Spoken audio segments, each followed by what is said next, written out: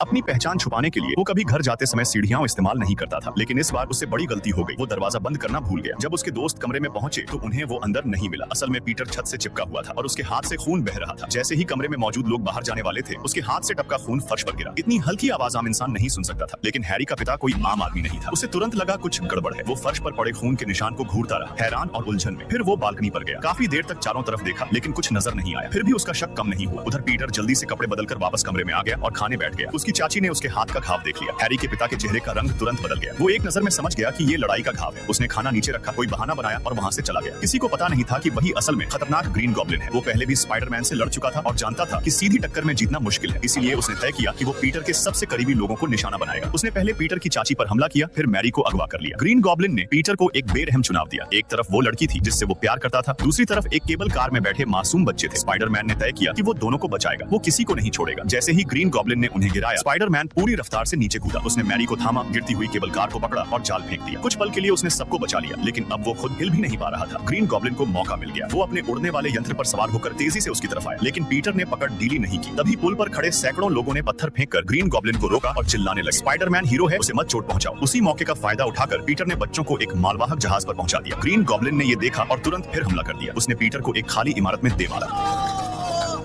फिर उसके पास एक बम फटा, जिससे वो कुछ पल के लिए संभल ही नहीं पाया। वो बार बार गिरता रहा और हमला सहता रहा। वो निकलने की कोशिश करता, लेकिन फिर जमीन पर गिरा दिया जाता। ग्रीन गॉब्लिन चाहता था कि पीटर आसान मौत न पाए। उसने कसम खाई कि पीटर के बाद मैरी को भी दर्द देगा। ये सुनकर पीटर का गुस्सा फूट पड़ा। उसने पूरी ताकत से पलटवार किया और ग्रीन गॉब्लिन को हरा दिया। उसने मुक्कों से अपना सारा गुस्सा निकाल दिया। तभी सच सामने आया। ग्रीन गॉब्लिन कोई और नहीं बल्कि हैरी का पिता नॉर्मन था। नॉर्मन ने पीटर से माफी मांगी और कहा कि उसके अंदर की बुरी ताकत उसे काबू कर रही थी।